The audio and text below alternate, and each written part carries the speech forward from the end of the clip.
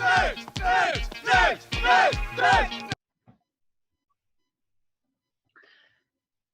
everyone and welcome to the Nerdy Up North podcast, the nerdy podcast hosted by two northern nerds. I'm one of your hosts, Sam.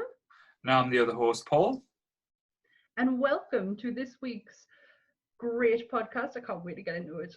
I've been excited about it, but it's drove me round the bend, I'm not going to lie. I thought this would have been my week, and I've probably just melted my brain about a million times over trying to work this out. The only thing I'm happy about is because of the topic, I'll announce it. It's top 5 favourite films of the 80s is 3 of the films that would have been dead certs we've already talked about, which is Ghostbusters, Goonies, and Lost Boys, which saved me a lot of a heartache. Same here. Same here. Knew I couldn't pick them because they'd already been on the lists previous, and because this is how it's getting so interesting. Because now we can't go back over things, so you've got to really get your brain thinking. Yes, because I can say when we were going through the horror films, you couldn't use The Exorcist, I couldn't use Jaws. Nope. So it's making us think a little bit outside the box. But I'll be honest, my list, even from this morning, was still at 10. I've had to be a bit brutal with stuff. There's some I've took off, which I don't know why I've took off, but it's just because I've just thought, right, these are the ones I can watch. I think we were talking before about, these are the ones I could watch any second of the day. Yeah. Doesn't matter the mood. These are the films. I could walk out. Yeah, I could literally walk out of this room and just go and stick them all on and think nothing of it because they're that good for me anyway. So, like every week, each week, one of us picks a topic and we go through our top 5 favorite of that topic. So, as it is your week, you can go first. Certainly. And I'm just trying to pick the first one. So, with the easiest one to pick of them all, that basically was the first pick that hasn't left the top 5. It kicked a few of them off, but first one, 1985, Michael J. Fox. You can hear the music just as I'm speaking it. It's Back to the Future. My wedding song. Which one? Power of Love. Yeah, Power of Love is what we came out to at the end of our wedding. So it holds a special place for me, but I didn't pick it because I knew you would, and I'm probably gonna upset a few people here. Right. It's not my favorite from the franchise, even though it is a perfect film. Number 2 will always be my favorite. Number 2, right? Interesting. I went to see the number 2 at the pictures. I wasn't lucky enough to see Back to the Future when it came out in the pictures. I saw it on, I think it was trying to remember the channel now. I think it was ITV because there was this TV adverts between them. Right. But I can still remember being blown away by this film. Like even at all the aspects, like I said, the Doc Brown, like Christopher Lloyd was absolutely mesmerizing. That car, the DeLorean. Like I say, you can't think of Back to the Future and not think of the DeLorean. You can't think of the DeLorean and not think of Back to the Future. Even though it was a hideous car, I always wanted it. Oh, I totally agree. I heard this from Carolyn that this is scientifically the most perfect film from start to finish. Okay. There's no what's the word I'm looking for? There's no inconsistencies. There's no errors. It's just perfect from start to finish. I just look at, like I say, because it's a film for all the ages, because it is technically like a kid's film, but there's some quite, like say, adult humor in there. Like say when he goes back in time, his mum tries to shag him. Like you find out, like say, his mum was a bit promiscuous, shall we say, that she liked the boys. It has one of the best lines in it as well with George McFly, and he just goes, "You are my density." But the whole aspects, like there's aspects in it, like you say, you'll laugh out loud, you'll cry. Like say, as you said, George McFly, got his Christopher Crispin Glover, who famously messed up his career by trying to get too much money to go back to the sequels. See, you think that's what it is, but I've been listening to it because he's only just started recently talking about it. It wasn't it was a case of money, but it was knowing his worth. Yeah. and he talks about it. He will not say a bad word about the director or Michael or any of the cast. It's one of the producers who he says he was really screwed over by. Yeah. I feel quite sorry for him because it did halt his career in such a way. But you'll have to go and listen to his own words on what happened. But I don't think it's as black and white as he just wanted. Oh no, I was just being flippant with my comments there. So I know, like I say, he was a brilliant actor. Like I say, some of the things he done, even when he was in what was the rat one, Willard. It was a strange film, but I thought he played him. And recently in American Gods, he was quite brilliant. American Gods, he was so good in that. In that film, but I think he would have been a bigger actor than he has if the things that went down, whatever happened, kind of spoiled. But like I say, that role, like I say, as George McFly, like I say, it was iconic. It was hilarious where he started out as, like I say, the nerdy kid. Probably would have been me. Like I say, as a teenage boy, not scared to talk to a girl, getting picked on by the Biff Tannens, who, like I said, even though he was just a bully, terrified us as a kid. I was actually scared of Biff, which I never thought I would be. Oh, Biff has some of the best dialogue in that film. Like, why don't you make like a tree and get out of here? I'm sure actually, this film actually made us want to have a skateboard as well. Like I said, growing up in the Northeast in the UK, in the 80s, skateboards weren't really that cool. No, they were not. So it was me trying to go down the street and being the most clumsiest teenage boy you'll ever see. Well, not teenage, like adolescent. I was falling off that skateboard so many times. I know it was, at the time, you didn't have to wear helmets or anything like that. So I'm surprised I got damage. No health and safety in this one. No. I'm going to apologise in advance if anyone can hear my cat going absolutely ballistic at the door, and I'm not letting her in because I won't be able to concentrate, but I'm really sorry if anyone can hear her. While you were talking there, she's going at absolute ends trying to get in. But she loves the film as well. That's the thing. We're talking about Back to the Future and everyone loves it. I don't think I've actually spoke to anyone that has actually a bad word about it. No, not whatsoever. You can't. Like, I know the second one's probably my favorite, and it's just because I like the fact when I love the 50s era. Like, I just loved it. But I do like it when he goes into the future, and especially as a kid, like that's what we're looking at. We're not looking behind us. We're looking in front of us. We've passed it as well now. So I know. We'll get. Where's my fucking hoverboard? Where's this Jaws hologram that comes out? Hologram, exactly. I know we've had the 3D element, but we got some truth in it. You know, Biff Tannen did become president of the United States. Whoa, political. That's about as much politicalness as you'll get out of us. No, I know it might sound crazy, but I had the biggest crush on Marty's mum as well, Leah Thompson. I don't know why. Just when she was younger, from that era, she was absolutely gorgeous. She's stunning, but doesn't it blow your mind that like that is how old she was when the film was being done, and now she's like the age of what she would have been as Marty's mom?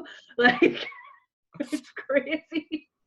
I think it is absolutely crazy. Yeah, and I think like you're seeing this film as well, it started off like I wouldn't say obsession, but I absolutely love Michael J. Fox. I love him in everything he's been in. Even Spin City, I thought that show was brilliant. That's so good, that show. Didn't Charlie Sheen take over? Yeah, when he's it's got a little bit too bad. But I love that he's still acting today.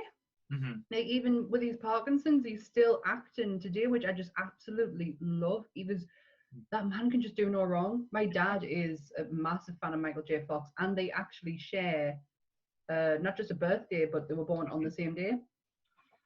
And so it was Eric Stoltz who was originally cast as Marty McFly before as well. So would have had a very interesting, because they actually started filming the movie. Oh yeah, if you go and look online, you'll be able to find pictures of him in Marty's costumes. But it just, I don't know if it's because we know the film, and it doesn't look right.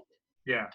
Would we have known any different? Probably not. Probably not, but I know because wasn't it Family? Wasn't it Family Ties? Family Ties. I was going to say Family Strokes. I was like, I don't know about you. Very different program. But because he was contacted with that, that's why he couldn't get out. And apparently afterwards, he did both at the same time. Yeah. So he was doing that in the night time, and he was doing his Family Ties during the day. And if you go on any Watch Mojo list about any television program from America, that one always comes up, and it's always around when Michael J. Fox was in it. See, that's why he's always going to be referred to as Marty McFly. That's why I got really upset a few years ago when they actually started talking about doing a reboot of Back to the Future. No. I know there's been loads of rumours down the years. There was actually going to be like a brand new one, but I think the producer or the director said that as long as he's alive, he won't allow them to do it. But then they went to Back to the Future 4, where Marty was going to be playing, Michael J. Fox was going to be playing the Doc Brown role. So he's going to be the crazy scientist, like when he's older, and a new, like I say, probably got Shia LaBeouf on our look to play a young Marty McFly. Like I say, a new Upton. I wonder what car they would have used then. They would have still had to use the DeLorean. I would have been disappointed if they didn't. But yes, I love the episode of the Goldbergs when his brother comes home with the DeLorean. It is me and Ant were absolutely decked when that episode come up. I love that show. The Goldbergs. I love the Goldbergs. So good. You got me rewatching it again because I did fall off from it because it just became the same. It was the same episode each week. It wasn't much different, but it just had like a very feel good feeling to it, which is what Back to the Future gives everyone. Yes, it's a very feel good film.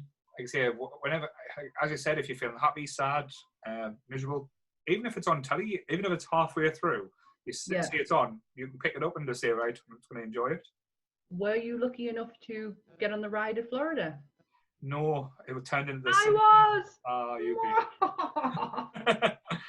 No, they turned into the Simpsons ride when I went. I did actually touch the DeLorean, and I've met, like I say, the guy who plays Doc Brown at Florida in Universal Studios, running around with his big glasses on. But yeah, I touched the DeLorean and I touched the train. It was such a good ride, like from start to finish, like when you're in the queue, you're just submersed in the atmosphere they want you to be in, which is getting ready to go on Doc's wild journey. The last time I rode it was probably the last year it was there, and it was so like the screen was out of place.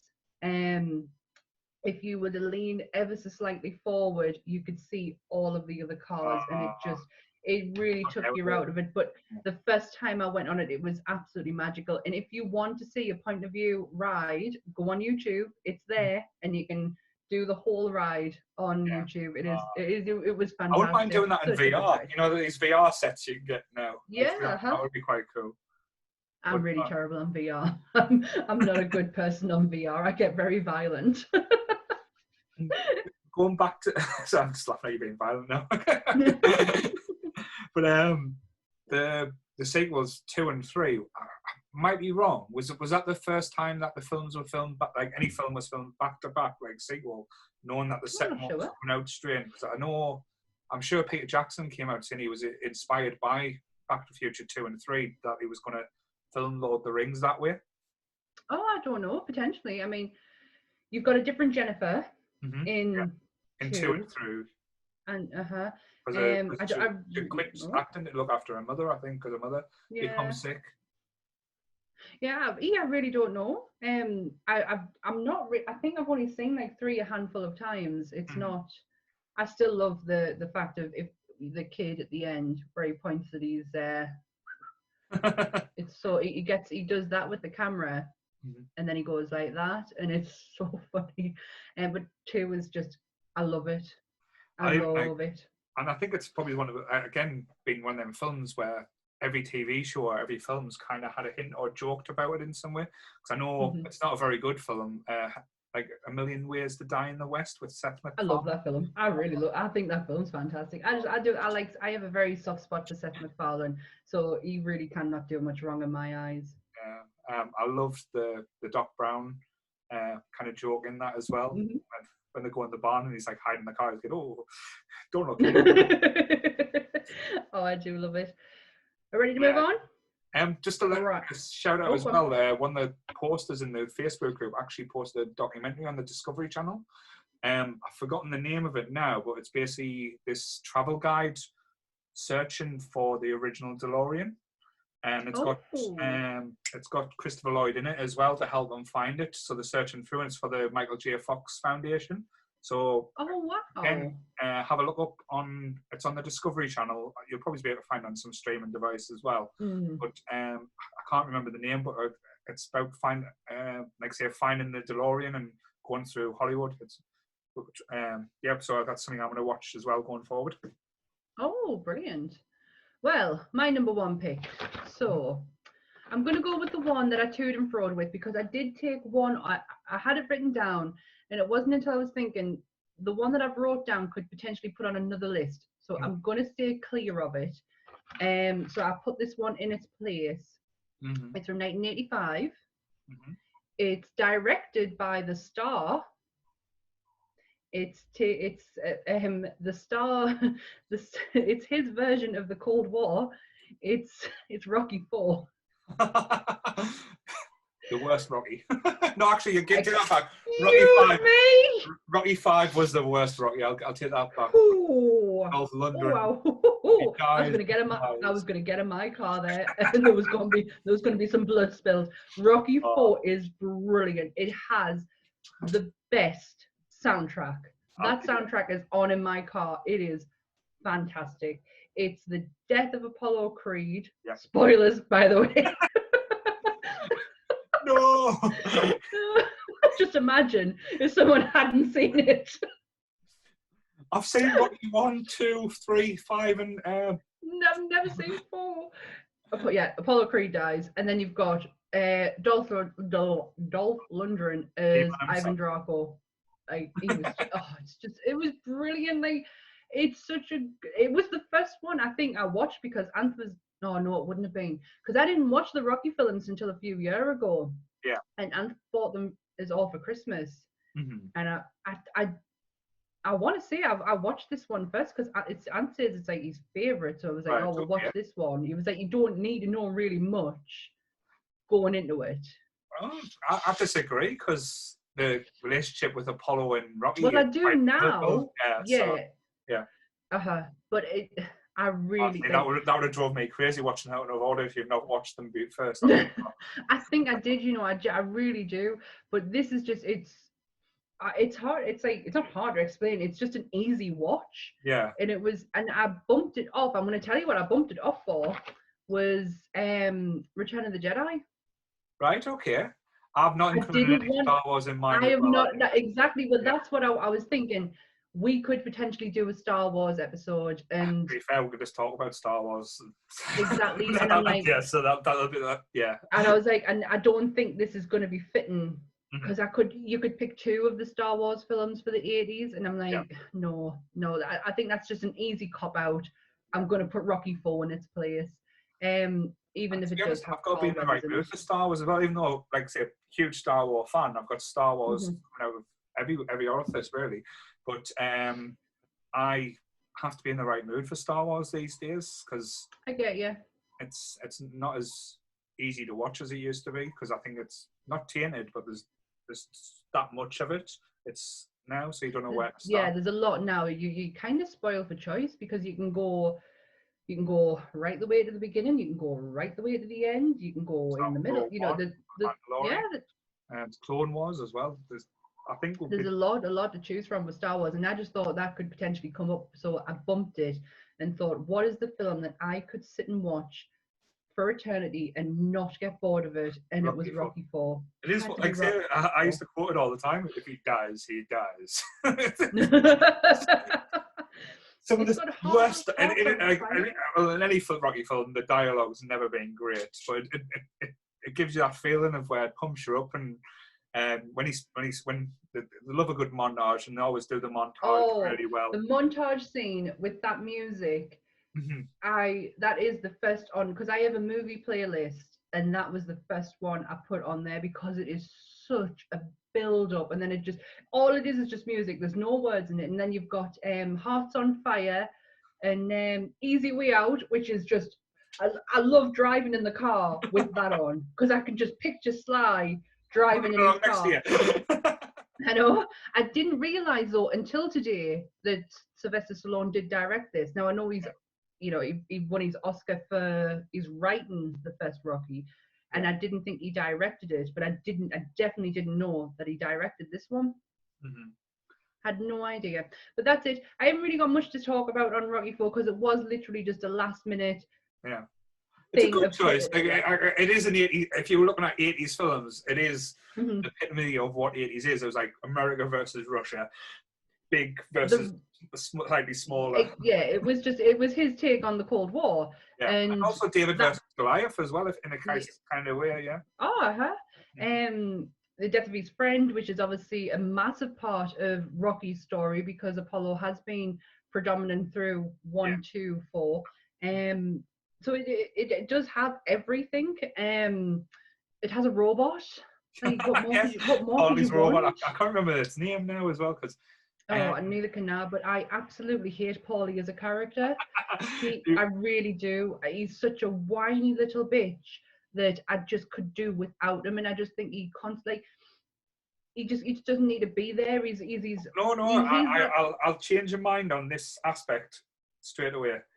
Paulie's the foil to Rocky because Rocky's the ultimate optimist. He's always positive, and Paulie's always dragging him down. So it's kind of like that's exactly what I was just going to say. I was going to say he's like a little devil sitting on his shoulder, constantly just putting bad shit in his head. Yeah, and I feel like you don't need him in the films, though, like because it kind of balances out. Because if you just didn't have that like point of view, it would just be like, oh yeah, Rocky's positive. It's someone telling him he can't do it, so it's the driving force to push as well. Yeah, I get that. That does make sense to us. Yeah. Right, we'll move on. You go next.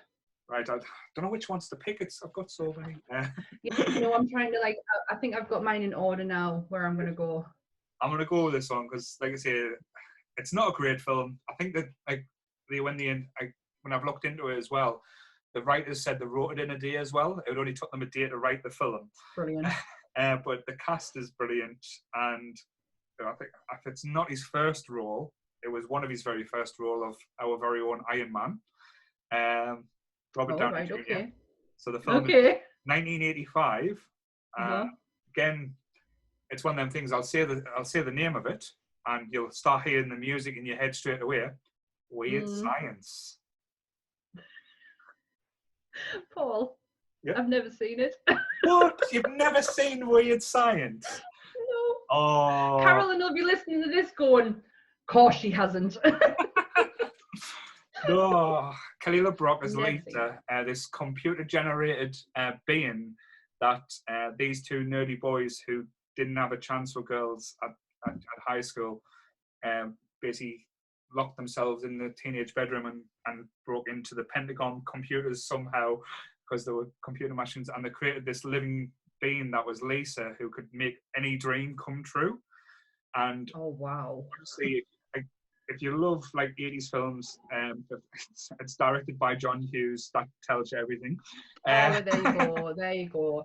Didn't they have a TV show? I really think I've seen the TV show. Yeah, so I do know the concept of it. Yeah, it was. It was on Trouble, yeah. But like I say, Anthony Michael Hall was the character famously from The Breakfast Club as well. He played Gary, and I'm trying to pronounce his name right. Ellen Mitchell Smith played Wyatt Donnelly. Bill Paxton plays his older brother who used to torture him, who was like the army brat who came home and just made their lives hell. And like I said, Kelly LeBrock, who was the ultimate 80s love. Like if you Google pictures of Kelly LeBrock from the 80s, you will. And now my Alexa's trying to Google pictures of Kelly LeBrock. Like I say, she was the quintessential 80s beer. Big hair, like I say, big lips, absolutely beautiful. But as a teenage, like I say, if we think of teenage comedies, we go back to say American Pie and that type of stuff. This was like a bit of a watered down version, but honestly, it's just hilarious. Like there's the things that happen, like she's a teenage boy's wet dream, and I know it sounds stupid. It doesn't. It makes total sense. Like Anth loves this film, so and you and Anth are around about the same age group, so it totally makes fully sense. Like it just wasn't something I picked up as a child. It didn't really speak to me. Like there's one scene that always stands out because I just find it hilarious now. Like this absolutely gorgeous woman invites these two nerds to have a shower with her.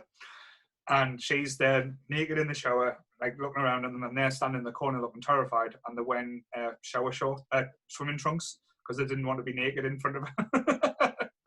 But that's, like I said, the type of humour that is. And like I said, again, it's a coming of age thing. It's John Hughes, so it has to be. It's about giving these two young lads confidence and stuff.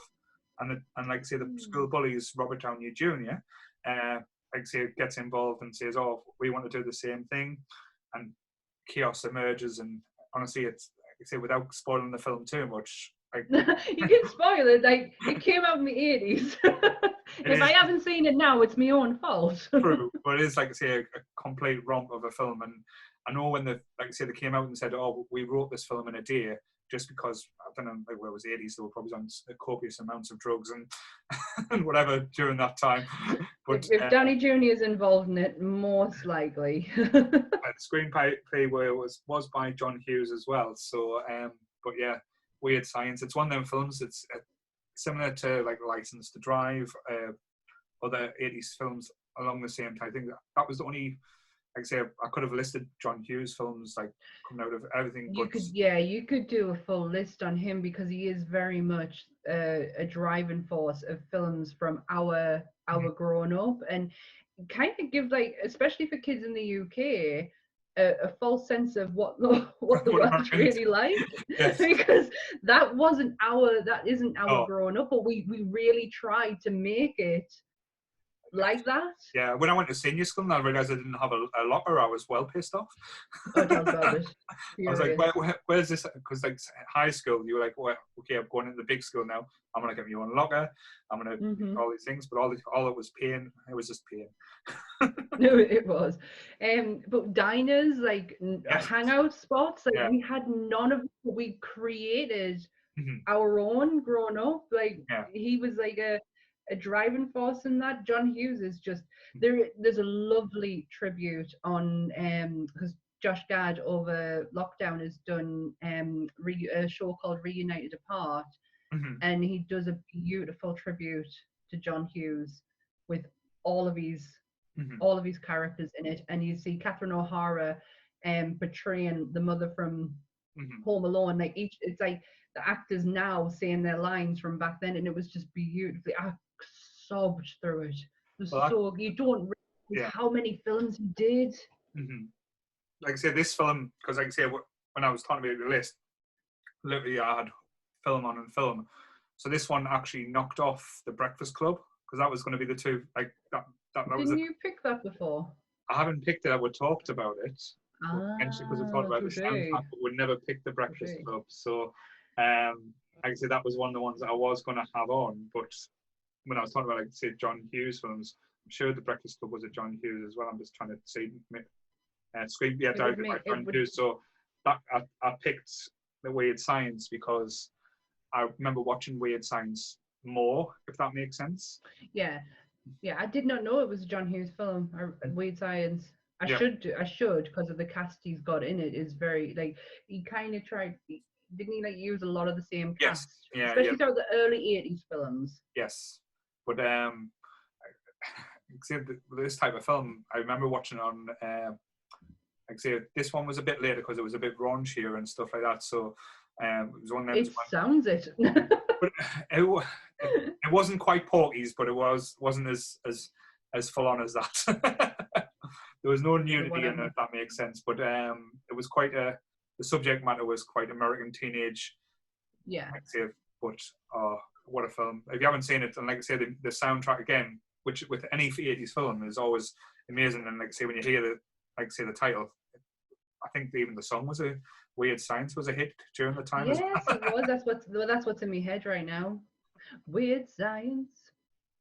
But I just remember it from the TV show, which I wasn't really heavily invested in. I wasn't really a television person as a child, or like I liked what I liked, and I stuck with it.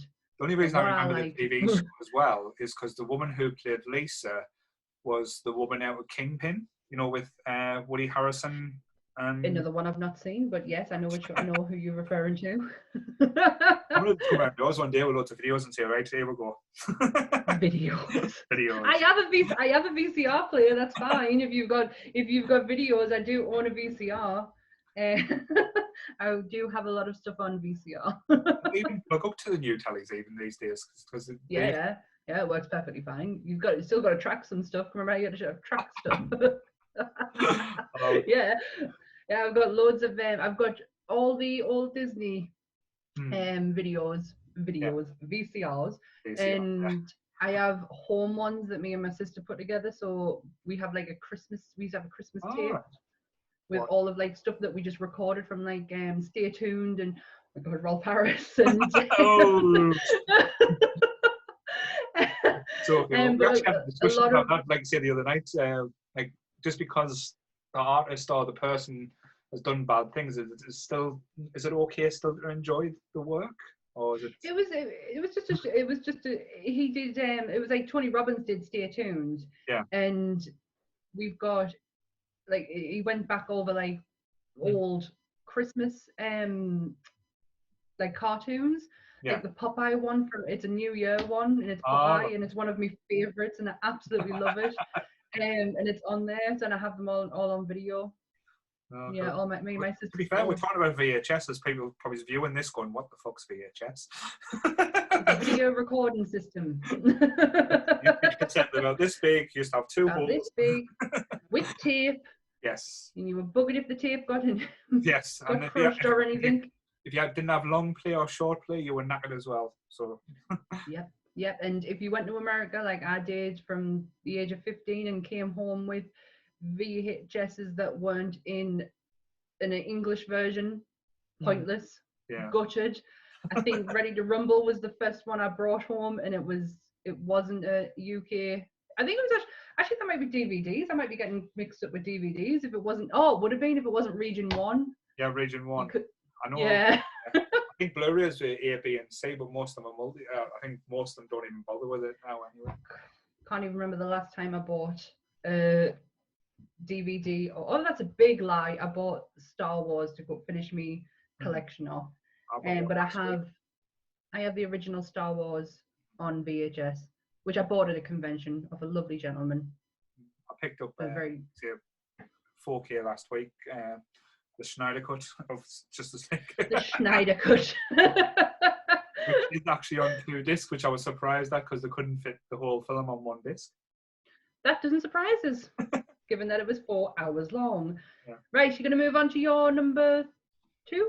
Yes. So there's one I'm leaving till last. No, this is my number. Oh, hang on. I'm missing yours. You've just gone. It's me. See? Right, okay. So this actually fits in with what we were just talking about with Christmas, because this is a Christmas film, technically, I think.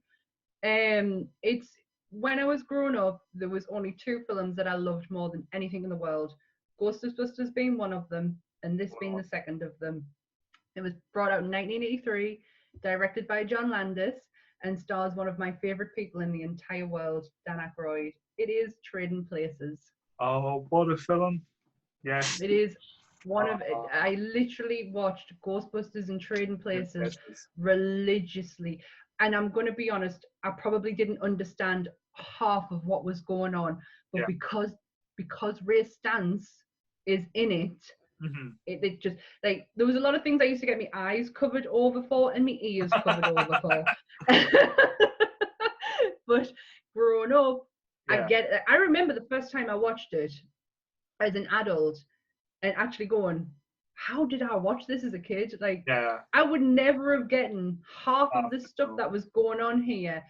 But now, I could not. It was like watching it all over again. And I've seen it a million times. I'm trying to think back. Was that the first time Eddie Murphy was in a role after when he done Raw? Did he do Raw after that?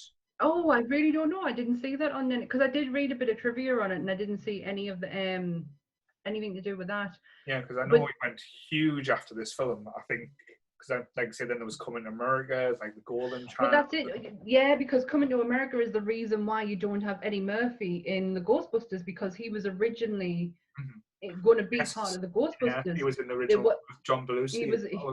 Yeah. He was an original cast member, but because he was doing that and he felt that was actually more important, and I kind of get what he means by it. Yeah. He went down that road, but this is just, it has some of the greatest talent, like Eddie Murphy and Dan Aykroyd, Jamie Lee Curtis Oh, as Ophelia. she was beautiful in that film. Beautiful. And then And you as the have saying scream, as soon as she shows her tits, she went legit. She went legit. She really did. You have Ralph Bellamy and Dan, I can't pronounce, sorry, Don Akane as the Dukes, Mm-hmm. who are also in, I think they're in Coming to America.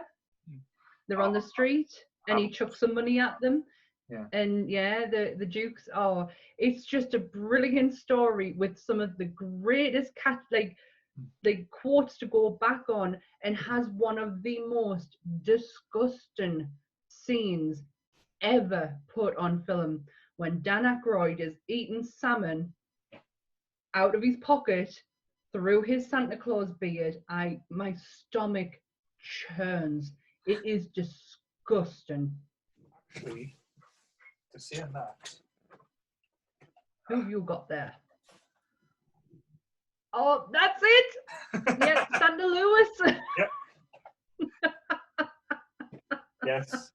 Oh, it's so vile. But still does not stop me from watching it. There's some things that you could not get away with today, especially the train scene. Yeah.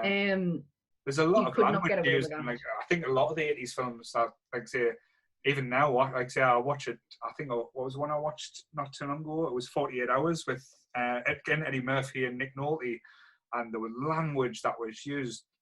Like, say, I was like, wow, this is even uncomfortable and stuff. I know different times, different things. The things they used to get away with in films. Dan Aykroyd goes full blackface. Yes. Like you cannot do that now. Oh, not at all. But there is one line in it that I probably said more as a kid and got away with it because it came from this film. And it is from James Belushi, when he goes, "I'm not a gorilla, I'm a fucking monkey." Or I'm not a monkey, I'm a fucking gorilla, that's it. And I probably got away with saying that a lot as a kid because I would wear these tapes down. Yeah. I absolutely cried when, like I say, when Eddie Murphy's pushing himself along on his cart, and the two security guards pick him up, and his legs come out, and he goes, "It's a miracle!" I can walk. It's like, oh my word! I think a lot of Eddie Murphy films back then were just absolutely brilliant. Genius. He's just so funny. His timing is brilliant, and his transition from the Eddie Valiant you see first to the rich version of him is just night and day. Yeah. Dan Aykroyd is superb in this film. You hate him at the start. You think, what a poncy little twat. You little bastard. Like, you really just want to put your fist through. Is it Winston? I've got his name. Lewis Winthorpe. Yeah. And his snotty little friends as well, who you just, yeah. But I love it. The transitions between the two of them are just brilliant, and how at the end, where they're vacationing together, and I love the fact they got a happy ending. Yeah, love it, because that sold me on Dan Aykroyd as an actor, because you've probably seen him in other roles and you think, oh, he does similar type of things, but that's when you saw him doing something completely different. You see, but for us, yes, I agree with that. But from Americans, you've got to remember Dan Aykroyd. Doing Saturday Night Live and stuff. Yeah, I heard we didn't see that side of him, and especially the Blues Brothers. As much as it's one of my dad's favorite films, it's not something that I saw a lot of. Yeah. So I didn't see that side of him. I saw him as Ray. Yeah. And I saw him as Lewis, and that was the only. What was it? One with John Candy, Summer Vacation as well. He's also in. Oh my gosh, it's not Creepshow. Is it Creepshow? No, it's not. It's the Twilight Zone, the 80's Twilight Zone movie that they did. He's in that. All right, I've not watched that for a long time. It is. I'm actually shocked I didn't put it on here because it is absolutely phenomenal. But the first, I remember me and Ant went through a phase a few years ago watching anthology horror, because again, we love anthology horror, and we wanted to watch the VHSs because I think there's about 3 of them. But we started with the Twilight Zone movie, and the first one is the Vic Morrow story of where he's an utter racist, horrible human being, and he gets put into he's in a bar and he's just spewing racist stuff at these men. And as he leaves the bar, he goes back to Nazi Germany where he's a Jew. Like, he's put in the worst bits of history that he would be verbally abused over, and his life would be, you know, in tatters. And unfortunately, it is cut very short because Vic Morrow died on that film. It was directed by John Landis. Yeah. And it was the Vietnam scene where the helicopter accident. But Dan Aykroyd is in the film of that. I think it's being spoofed on Pee Wee Herman's Great Adventure, where they're in the car, and yeah, it's fantastic. You really watch it again; it is phenomenal, absolutely brilliant. I'll add it to the list, but yeah, but Trading Places, but that's up there with like similar type of comedies that I loved at that time. Like, what was the other one? Brewster's Millions as well. That similar type of style. Yeah, my dad loves Richard Pryor. That's my dad's style of comedy, like, and that comedy was huge in our household, from television to films, and that's like on my dad's level. And then it changed, and one of my dad's favorite films is American Pie. Right, okay. My dad loves obscure comedy, not crude comedy, but obscure comedy that's just a little bit different. So that's really what we grew up on. Like I say, good shout though. That's probably been my favourite so far. So well done. Yay! High five for me. Right, your next one. Right. So again, a little bit yearly after my last one, 1986. This one again. And that sounds stupid, but it does break us every time I watch it because I love this film and I love the actors in it. I'm just making sure it's not on my list. Go on. To me, this is, like I say, again, like the Goonies, what I wanted my childhood to be like. I wanted to have friends like this and go on adventures like they used to do. And again, like I say, I'm getting a little bit choked up thinking about it because, like I say, it is an emotional film in my eyes, just because, like I say, it means that much to us. It's based on a story by Stephen King, the short story The Body. And it's on my list too. And it's 1987, not 1986. Is released. Oh, it says 1986 on here. It says 87 on Wikipedia. That might have been the UK release date was 1987, but it was actually released in 1986. That's why I was looking on my list, and when you were saying it, I'm like, this is when we were talking earlier. This is the one where I said would break us, because it's truly and utterly heartbreaking. Yeah. It is so special. So we'll talk about it because it was on my list as well. Yep. It was one of mine. So I got sunshine. That's the thing we get. I was trying to think of the song that they sing across the railway line. Oh, lollipop, lollipop, nope. Lollipop. No, it's not. It's oh God, it's not. Search to travel. Yeah, Right. I was trying to think of that one. What it just has an amazing cast. I've even got notes on this one because of how much it actually means to us. This is how I'm not looking for a body or anything, but this was my childhood. I had a group of friends, and we tried to make each day in our summer holidays a different adventure than the last one. We used to go to Riot Dean, not to look for a dead body, but like say, nothing to do with dead bodies, but just that. And Stephen King is so good at the friendship. Yeah. The friendship aspect of the 80s, because it meant everything to you. I think, like I say, we talked about this in the group the other day. A lot of Stephen King's adaptations have been more successful when they've come from like short stories or not the horror genre, like Shawshank Redemption, The Green Mile. Adapt Pupil was a good one as well. I know it's a little bit less known, but it's still a good film, I think. I absolutely love Dreamcatcher, one of my favourite Stephen King books. I know a lot of people will disagree with Oh, it the because book. of No, the book I like. The film. I love the book. I didn't mind the film because again, it has that childhood, 80s childhood feel to it, and that's what he's so good at. So I really do enjoy that part of it. I do get the whole alien thing is a bit far-fetched for some people, but the book is phenomenal. Yeah, like read the book. A lot of the books is always better. Like, say, I like the Tommy Knockers book, but the TV show, Jesus Christ, that was horrendous. But Never like seen it. For the cast, like, see, when you think about the cast, like, so we'll go through River Phoenix.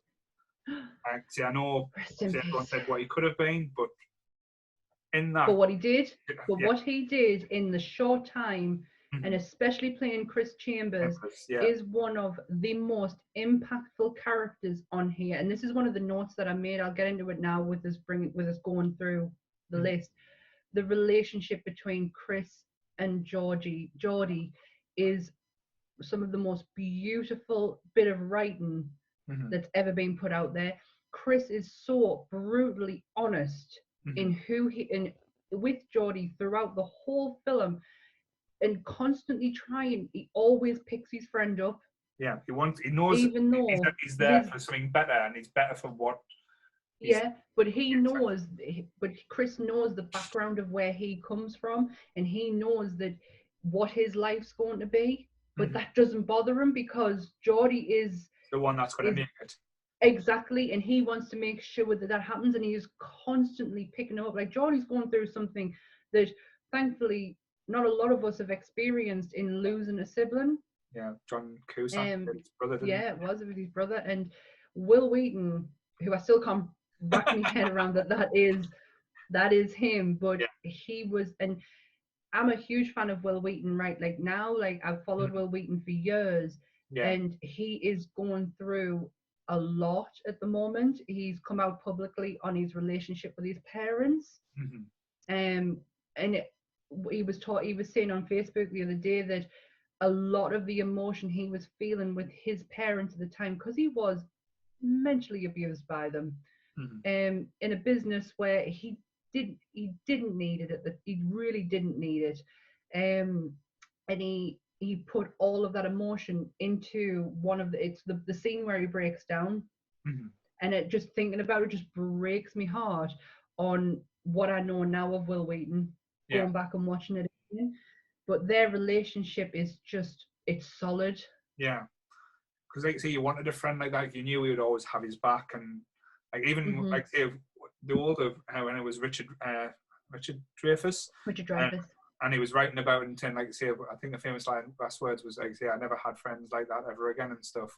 And he was telling, like, the bit that always gets me as well is when after the events and all four friends go off in their own directions, and it tells you a little bit what happens to them. Yeah. And the fact that Chris Chambers got out, he made something of his life, and that was absolutely brilliant. And to see how he died, again, it was Chris Chambers type of, I think, friendship, stepping in, trying to do the right thing. Yeah.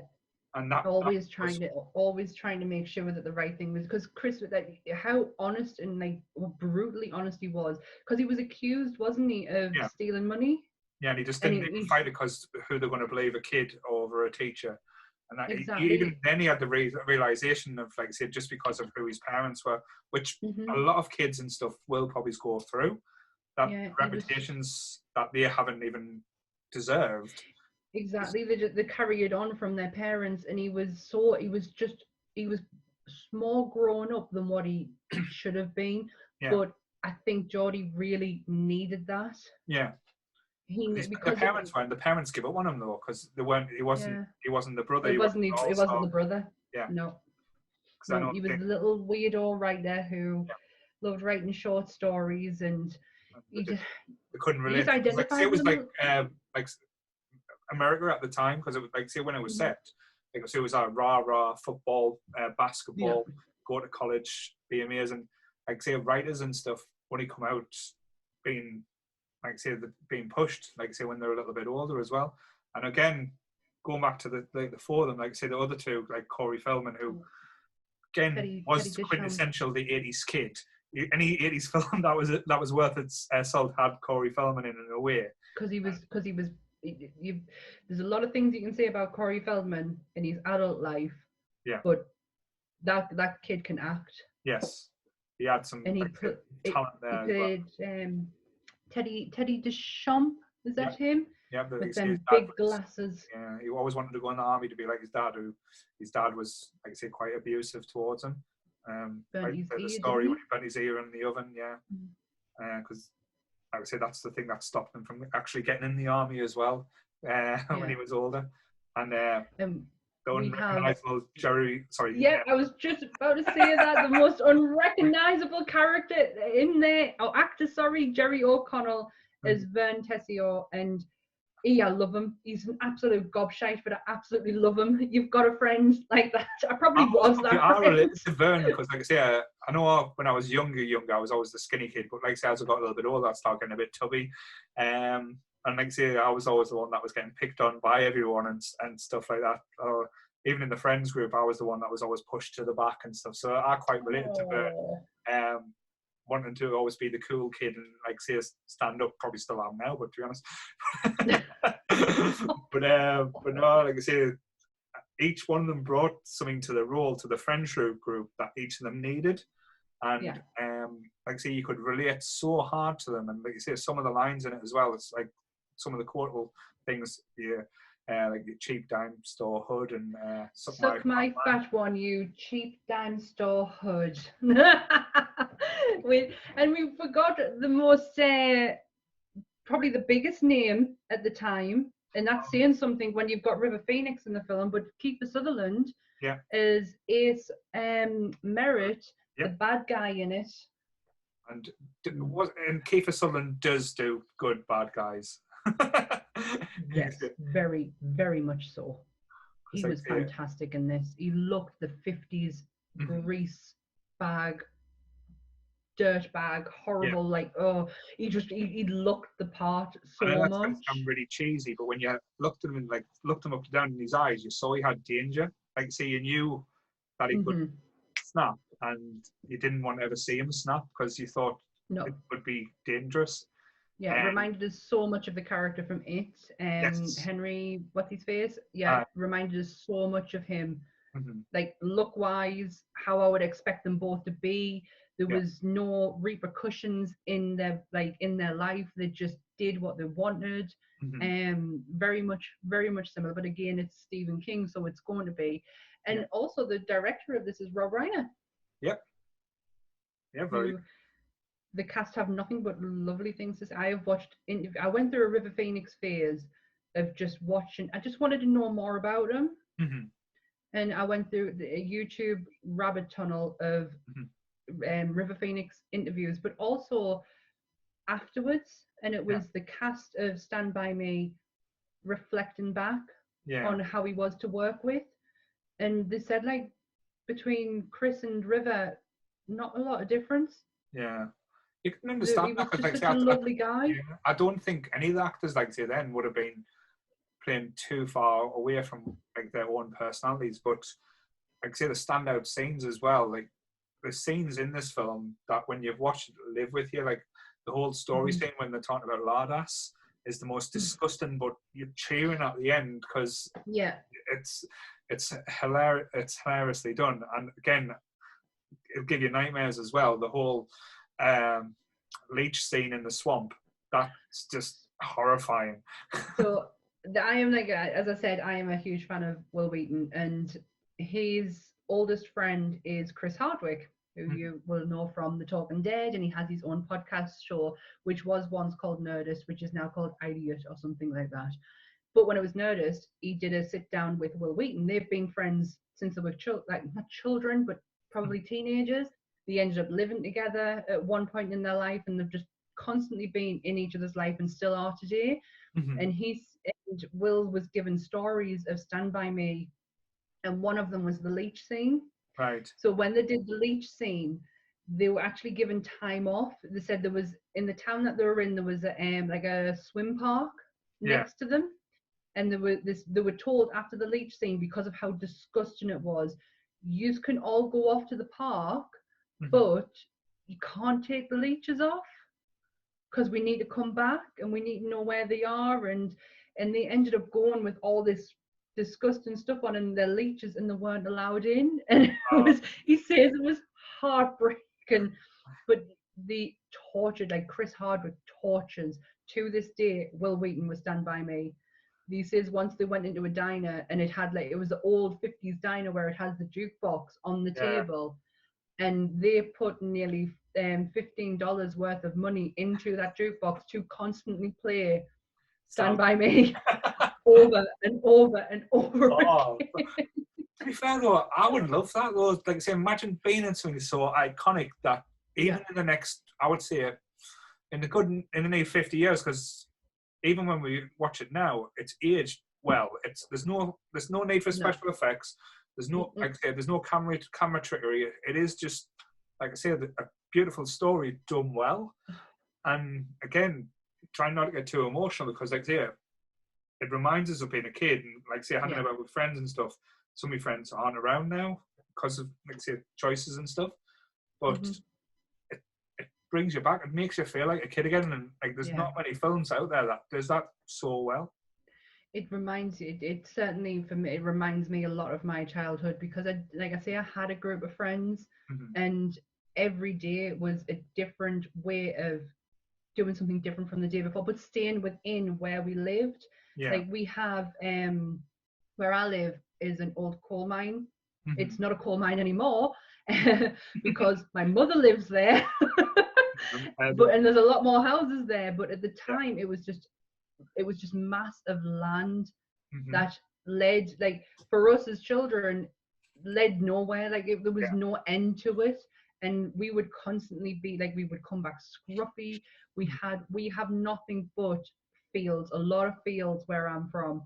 And that's all we did. We would get on our bikes. We would just go and do daft adventures, and like it didn't make sense to anyone else, but completely made sense to us. And it was some of the most special times. Like this is why I was a kid of the outdoors. I didn't stay in much.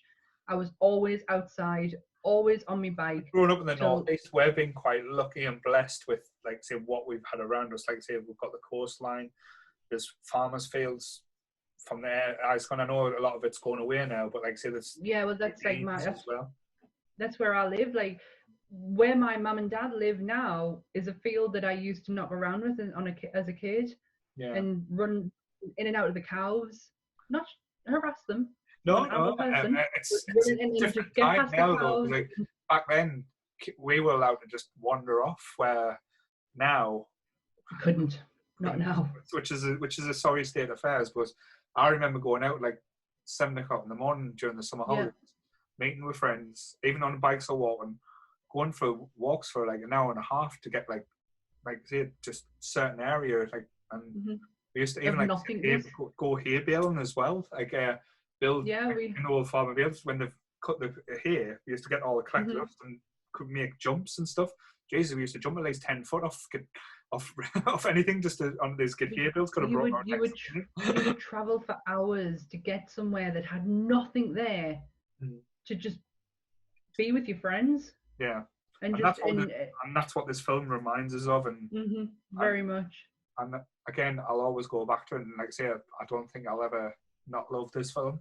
No, I totally agree. It's got a warm feeling to it, even though it's like it has some really sad moments, like dark things that kids shouldn't have to be dealing with. Yeah. It still has such a warm feeling to it that just, I don't know, it just makes your heart just a little bit more bigger, a lot less icier. Yeah, the way I would probably describe it as well, it's a darker version of the Goonies, but with more feeling, if that makes sense. Because I love the Goonies. I love the Goonies. You cannot not love the Goonies. But if I'm putting both of them, I'm gonna pick Stand By Me, because that's more realistic. Yeah, more adult to me. Yeah, it's just more realistic to me and how I grew up, and I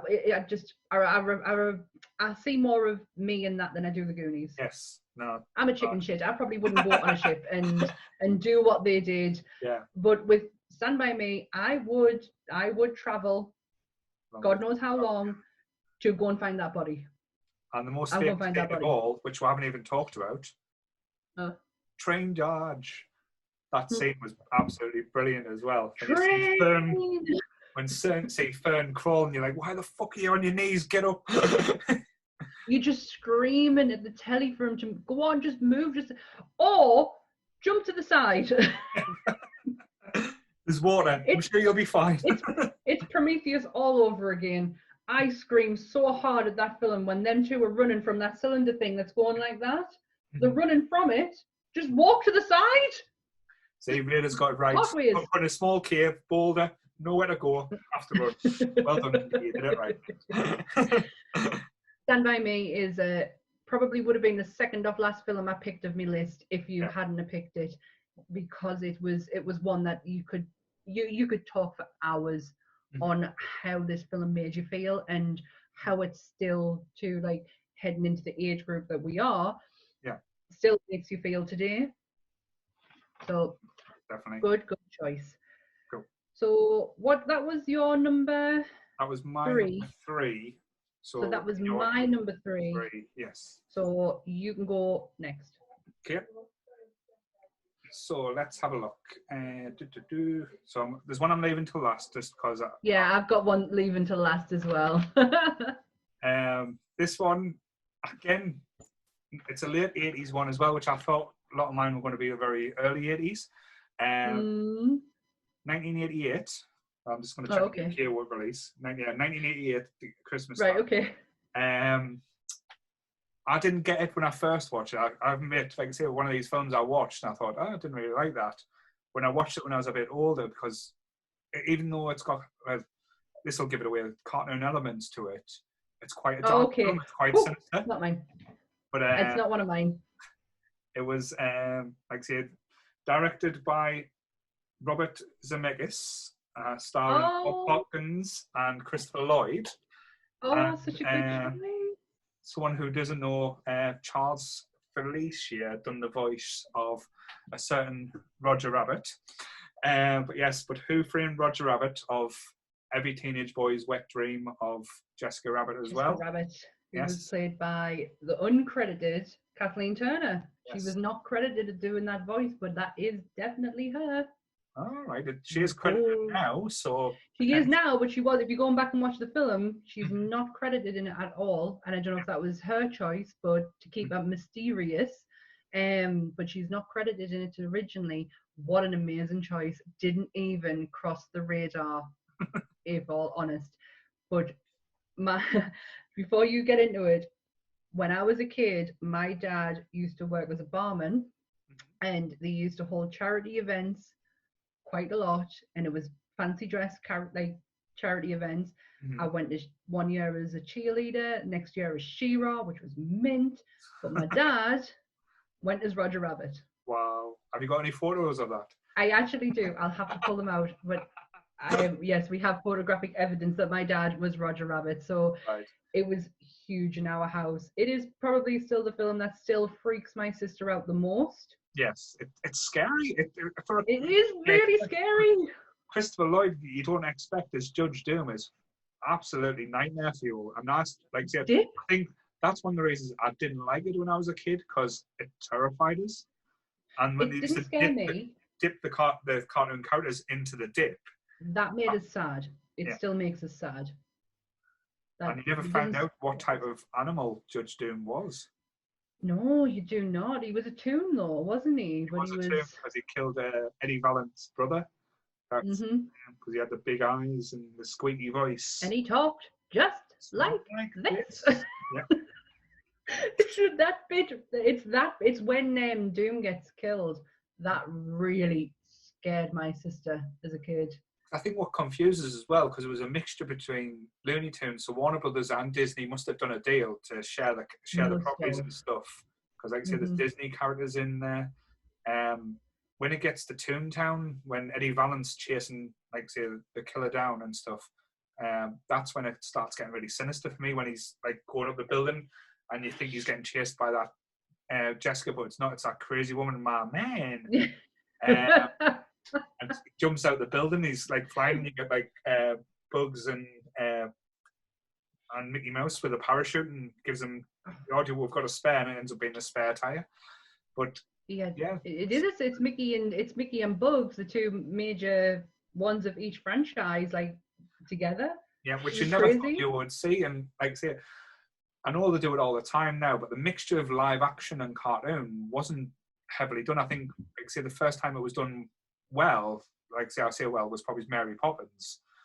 And But, yeah, and the time of when Mary Poppins was done is very different to when like, Roger Rabbit was done, but yeah. it is done with perfection. Like, and Bob Hoskins sells everything. Yeah. Like, how hard must that have been for him to work with nothing? Yes, and even like say the practical effects they used for that, like the thing when Roger goes through the glass and the thing, and you see it actually come out, and it's like, I know they showed you how it was done, but just to think up a way how to do that and make it look authentic without, like, say, CGI and stuff like that. CGI was not huge. Like, it was, they could overlay the cartoon onto the film, because that's really what cartoons were back then, just an overlay on top of another picture.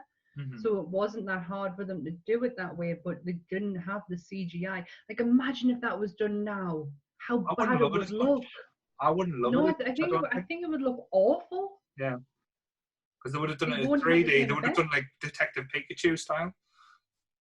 I really like that film. I don't like the film, but I just don't think Roger Rabbit would have worked as well. Like, no. And the elements, there's certain characters in it as well. Like, you found yourself loving the cartoons more than the live action. Like the taxi. What was the taxi called? Oh, I need a list up because there's so many. Yeah. So many involved in it. It's not just the car, the bullets. Yeah. Yes, like it's in all cowboy bullets, and it's good. Oh, Eddie, we haven't seen you in a while. It got 97% on Rotten Tomatoes. Oh wow! But like say, even the weasels were scary as well. I love the weasels. I love how they talk. Yeah. Very good. Very mobster-esque. Very. So we've got not a lot of names that would make any. Oh my God, the baby Herman. Baby Herman, yes. Because that's what started it off when I watched it. Like the beginning bits, like a cartoon out of, as you would say, like Tom and Jerry style, where Roger's trying to protect the baby, and then when he gets a fridge dropped on him, he gets the wrong type of animal that goes around his head, so they got their head cut. That was just so bizarre for me. Okay, so Mel, as you would expect, Mel Blanc does the voice of Bugs Bunny, Daffy Duck, Porky Pig, Tweety Pie, you know, his voices. Yeah. What I didn't know is Nancy Cartwright voiced the shoe. All right. The Toon Shoe. Wow, did not know that. Yeah. But you can imagine a lot of there's a lot of names in here that we won't know because we wouldn't. Why would we know that? Like, you know Mel Blanc because you know Looney Tunes. There's a lot of names in here that you wouldn't recognize because they are voice actors. Yeah. But the thing I loved about, like I said, the aspect, like, it was such a weird film choice because it was almost like a film noir type aspect with the private detective, and trying to work out, but done in like a cartoon way, but also, like I say, quite scary. Like I loved it as well when Daffy and Bugs, like when they're doing the performance and they're recreating that famous cartoon. No, it was Daffy and Donald, wasn't it? Daffy and Donald. It was Daffy and Donald. It was Disney versus Looney Tunes. Like I said, I absolutely adored that aspect, but like I said, I hadn't a bouncer as a gorilla in a monkey suit. So many jokes that he probably didn't get, I think, and like contracts on disappearing in invisible ink as well. It's just a classic whodunit. Yeah. Set in the 50s, which is just a perfect era for me. Like, I love the aesthetic, I love the costumes. I love the music. I was totally born in the wrong time and in the wrong place because our 50s was nothing in comparison to American. Yeah. Because in America, the 50s was all, it was futuristic. Mm-hmm. Like what we class as vintage now was very futuristic for them. Yeah. And I love that era. It was all Very much bright colours as well. Everything had to be like uber bright and vibrant and stuff. Pastel colours that were clean and tidy, and it was in my old place. That was like my living kitchen. in a cat kitchen short store. That was my kitchen in my old house. Not now though, because it has no theme whatsoever. But in my old one, everything was pastel colours, pastel pinks, pastel blues. It was so, and all my, because I collect tea sets. All my vintage tea sets were out. Yeah. So we collect some strange stuff as well, like tea sets is what. Yeah, I haven't collected tea sets for a long time. Mugs, on the other hand, is still, I collect a lot of mugs. A lot. Cool. So that was my pick. Who Framed Roger Rabbit? That is perfect. I didn't even, when thinking of what I was going to pick, it didn't even cross my mind. And it is one of the greatest films ever made. I love it. It's a proper feel-good film as well. As you said, everyone gets a happy ending. Yep. Like say, anything that's a bit weird is Jessica getting with Roger Rabbit, but again, it's a cartoon. Exactly. And she sees more than just looks with him. He's not just a rabbit to her. I love makes how her laugh. Like say when they take the photographs of it as well, it's not like say a sex scene and they're playing patty cake. Patty cake. That is genius. Yeah. Absolute genius. Right. So my next one, this is one that I really think that you could have picked. Right. It's from 1989. Mm-hmm. It's directed by Joe Dante. Mm-hmm. It has one of the greatest lines ever, even if I have said this a million times today, where it's, I want to kill everyone. Satan is good. Satan is my pal. It's The Burbs. Burbs, what a film. Tom Hanks at his best. What a film. And Corey Feldman again. Yes. Yeah, I didn't want to say it because I was like, I'm gonna keep my cards to my chest here on this one. But one fact I found out today, which blew my mind, Walter's dog Queenie, is the same dog from Silence of the Lambs. So it's a famous dog now as well. It's a famous doggy. I was like, what? Oh. So yes, Queenie is the dog from Silence of the Lambs. It's a horror dog as well, because I would class The Burbs as a horror film, me. Well, it's a comedy horror, which is not a lot but it's done good. Yeah. Because there's a lot of horrors that could be classed as a comedy that are not really meant to be. No. But this is Tom Hanks, and he's like, yeah. This is one of the rules I made. Tom Hanks had to be in my list, and it was which film do I pick? And The Burbs was one of them, because that line, I want to kill everyone, Satan is good, Satan is my pal, is actually something I will get tattooed on me very soon, because I love it so much. The actor who played Art was Rick Dunham. Yeah. And unfortunately, Rick's not with us anymore. He died not long after. Was it not long after? Or was it in the 90s? Well, late 90s. He passed away, and he was such a talent. So funny. You think this is a Tom Hanks film? It's not. It's his. He owns everything, every scene in him. It's got Bruce Dern in it. Carrie Fisher is absolutely stunning as well. I love Carrie Fisher in this film. Carrie Fisher's in it. Bruce Dern is in it, which is the father of Laura Dern. Yeah. He is fantastic. He reminds me so much of the dad from Honey, I Shrunk the Kids. That I generally thought they were the same person, and they're not. Very much not. Got the same. But I love The Burbs. Yeah. He's like almost like a Doc Brown type of aspect to him as well, because he's like got the manic craze in his eyes.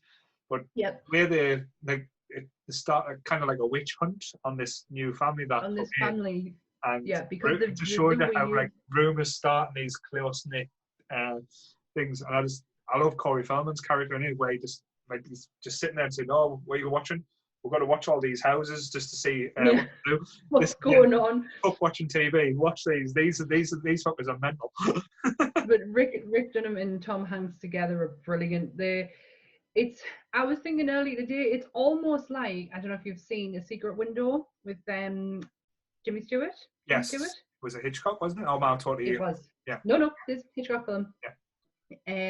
It reminded us a little bit of that because it's looking from the outside into the weird, or looking from the outside into the unusual, which is what he did, and putting two together and getting something completely different. But in their case, they were actually right the whole time. Yeah, they just went. They got the right aspects, but they got the wrong person who they thought they killed. Yes.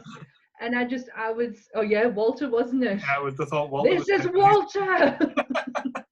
They got the big bone out. Oh. It's really good. It's like proper tickled us.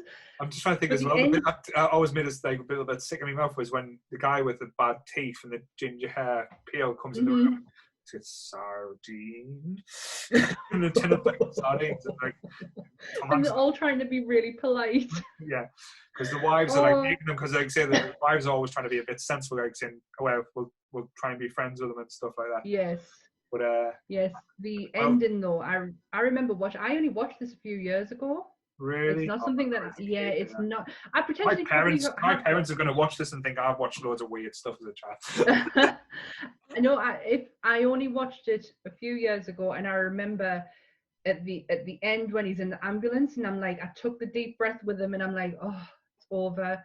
It was all a big misunderstanding, and then that little guy shows up and just totally blew us away. Wasn't he in an episode of Buffy? I think all. I'm sure he was in loads of different stuff, because he was in quite loads of sinister things. He always reminded us of the Dungeon Master from Dungeons and Dragons, the cartoon. He always had that kind of look to him. Oh yeah, totally. I know exactly what you mean. I do know what you mean. He was always in loads he's been in loads of 80s films and I think early 90s stuff as well. Like, but it's one of those people that you don't really notice or know about. Like, he's never really been a big name actor type thing. No, I'm sure he is in an episode of Buffy, or even like a series, like something to do with the key. Or I could be completely making this up. I'm just going to see if I can find him. Henry Gibson is the actor's name. Mm-hmm. He looks. Oh, he's dead. Well, to be fair, he was about 70 in the 80s, so. Well, you're wrong there, because he died. He was 73 when he died, and that was in 2009. Oh, he right. looked old. He looked older than he was. He had a bad tape around. He's in Gremlins 2, which I've never seen. Television. He is, oh my God, he's a television actor, because his credentials are so long. Come on, where's Buffy? Oh, he's in Charmed. Is that what I'm thinking of? Possibly, because I can't remember him in Buffy, but I never watched Charmed, to be honest. It wasn't for me. Oh, that might be where I'm getting mixed up. It must have been, because he's definitely not on the Buffy list. Must have been Charmed. But he was a creepy, sinister man, and even just small, quiet. Mm-hmm. Like that's freaky.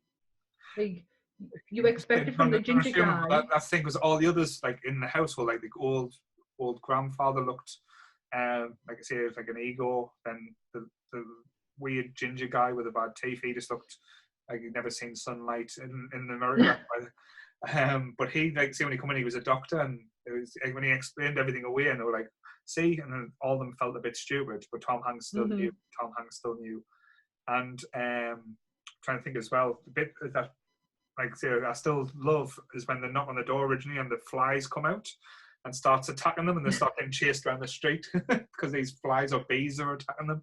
But I really think I'm going to watch The Burbs tonight. I absolutely love it, and Rick Dunham just really makes his belly laugh. Yeah. But Tom Hanks is an absolute treasure. But these were the films like what Tom Hanks went out to make some very serious and you wouldn't think back then, because like say, what was it? His first like Bachelor Night. Well, he was a TV actor to start with. Another episode of the Nerdist podcast, which is now Idiot or whatever it's called. Tom Hanks, the first time Tom Hanks is on there, and he talks all about his early days of television, and then going on to do Splash and Bachelor Party. He doesn't really talk about The Burbs, and then he's more serious, because I think Philadelphia might have been his That was the more first one. Yeah, it was the first serious, and I think that's where his acting ability changed. Not I don't not think saying he wasn't. he probably always had it in. That's when people start taking him a bit more serious. Yes, because he was a comedy actor. That's what he did. He did comedy films, and then What was the other one Philadelphia with, comes along. Howard Cheers, The Money Pit, I used to love as well. Yes, I'd probably seen it as younger, just nothing. I don't think I could ever remember it. But yeah, Philadelphia was like the turning point of, holy shit, this guy can really act. And Philadelphia is one of it. I can only watch it like no, I love watching it, but I break my heart. It's not it's the last scene. Yeah, it's a hard film to watch, but if you're a Tom Hanks fan, it's a must. But catching up with Tom Hanks lately, I love his interviews, and he seems like a genuine nice guy. And there's not many people in Hollywood. Like you always say, never meet your heroes, but I would love to meet Tom Hanks. I think there was a story that I read. He just happened to walk upon a wedding, and these people were, that's Tom Hanks, so they got him involved in the wedding and had him in all the wedding photos, and he stayed around for a couple of hours because he was having such a good time. Well, he tells a story on Nerdist about an old, because he's a typewriter collector. He collects old vintage typewriters, and an old woman found out and wrote him a letter and said, he does it in her voice, which is hilarious. Dear Mr. Hanks, and she says, my grandson's going off to college. I've got a vintage typewriter here.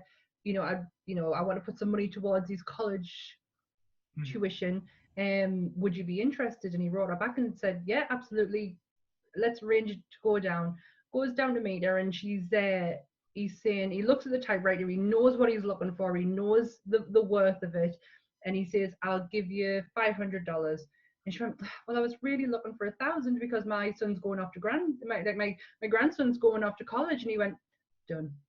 He just went, fine. Yeah. It's fine. I'll do it. Because he's just such a nice guy. Yeah. There is not a lot that man can do wrong in my eyes. And The Burbs is something I really wish I found younger, but I'm just glad I found it. Just the only thing I would suggest, I know you're saying you can't do any wrong, just don't watch Cloud Atlas. That's all I'm saying. Never seen it.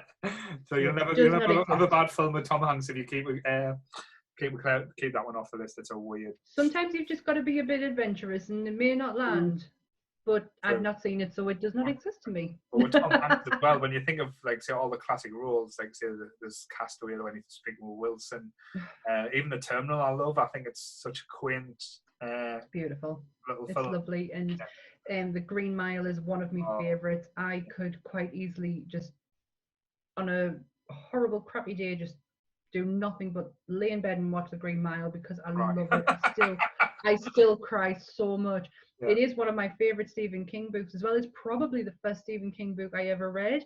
Yeah. I found it in Waterstones, and it was one of the first times that it been published in its entirety, because The Green Mile is actually it was wrote originally for newspapers, and he used to just do a chapter a week in like a newspaper. And and it was one of the first times it's been published in its entirety as an actual, like, in your hand book. And it was years ago I bought it, read it straight away, which is not like me. I'm not a fiction reader. I struggle a lot with it, but I could not put that one down. Cool. It was brilliant. Oh, good. So there we go. I think I'll say this time with all the choices, because, like I say, I think you've thought about them a little bit more, damn you. My last one. Yeah. You might get a shock, actually. There's no way you've got this on your list. So what's your last one? Yeah, you just picked The Burbs, so it's mine. No, I'm saying, is this your last one, though? Oh, yeah, it's my last one now. Yeah, right. So again, a lot of people probably will disagree with this, but I absolutely love this film. I've watched this film so many times now. It's from 1986. It stars one of the biggest, I would say, action of the 80s and probably 90s, early 90s. He's still going now, but now his children's are acting. We've just recently reviewed one of his children in a film, in something, well, in a show. The director was John Carpenter. And it was the first two, time there's East, two on it was the first when East met West. Big Trouble in Little China. Oh my god, I've only seen this once and it wasn't that long ago and it's so good. It's the cheesiest film you'll ever see, but it's just entertaining. It's fun. It's bright. It's got some beautiful colouring in it. Like if you read like me and look for the colours in films, it's got some beautiful colours, some beautiful costume. And isn't Kim Cattrall in this? Yeah, Kim Cattrall was in it with a girl that shows a girl with green eyes, and she looked absolutely stunning in it as well.